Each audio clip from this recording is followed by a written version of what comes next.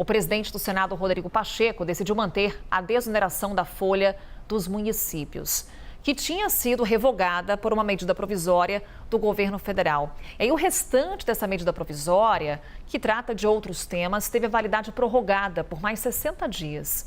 Vamos explicar tudo isso com a Débora Oliveira, nossa analista de economia, que eu me levantando novamente para te receber, Débora, e explicar para quem está nos acompanhando qual que é a discussão que está em jogo aqui. Primeiro, financeira, né? Exato. Quando há essa prorrogação da desoneração da folha de pagamentos aos municípios, a gente está falando de perda de receita para o governo federal, que, segundo estimativas da Fazenda, fica na casa dos 10 bilhões de reais. Exatamente, foi isso que eu consegui confirmar, inclusive com algumas fontes lá da Fazenda, essa estimativa, 10 bilhões, e essa revogação, essa caducidade agora, essa retirada dessa parte da MP, da reoneração desses municípios, não estava sendo esperado, não, pelo Ministério da Fazenda, pelo menos é o que tem sido dito ali entre os bastidores, entre os corredores, porque isso já vem em negociação há muito tempo. Eu lembro que essa questão da desoneração da folha é uma das pautas econômicas mais importantes nesse momento. Portanto, segue ainda o PES, que esse ainda deve ser discutido. Por que Rodrigo Pacheco decide retirar essa questão da reoneração dos municípios?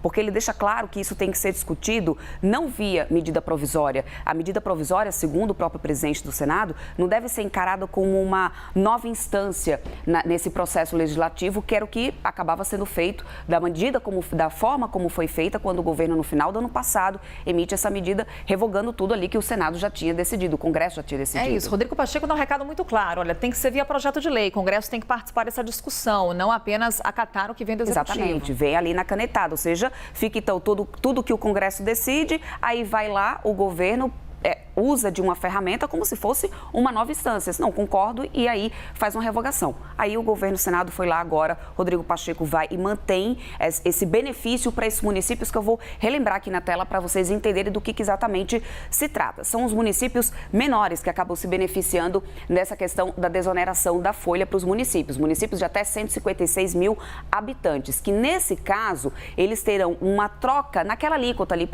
da contribuição previdenciária, contribuição do INSS de 20%, essa alíquota vai para 8%. Esses municípios já vêm contando com esse benefício e agora será mantido, senão eles teriam que já começar a calcular isso a partir de hoje. Ou seja, com essa decisão do Senado, mantém-se então essa alíquota nessa contribuição desses municípios de até 156 mil habitantes. Acontece que isso vai gerar um custo, essa renúncia fiscal gera um custo aqui para os cofres do governo de 10 bilhões ao ano. E aí fica mantido nessa MP, aí em discussão por mais 60 dias, essa questão do setor de eventos, o PES, que beneficia aquelas empresas que foram muito prejudicadas do setor de eventos durante o período da pandemia. E aqui eles não discutem a questão, não é discutida a questão da qualidade desse benefício, porque muito já tem sido debatido sobre isso, de empresas que não têm mais a necessidade, que acabam sendo beneficiadas desse programa, ainda existe muita dúvida em relação a isso.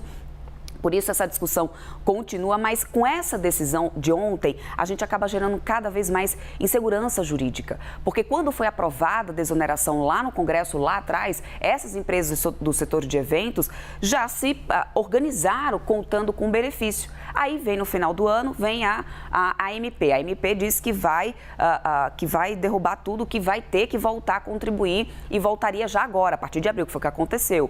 Aí depois vem o Senado e diz que não, vem o Congresso e diz que não, e fica nessa discussão, e no final isso acaba gerando mais insegurança jurídica. O que a gente pode esperar aqui desse setor, Carol, é uma onda agora de judicialização. Pelo menos é o que algumas empresas já começaram a falar e que vão com certeza judicializar essa questão para poder ter acesso ainda ao benefício. Débora Oliveira explicando tudo para você aqui no Novo Dia. Obrigada, Débora.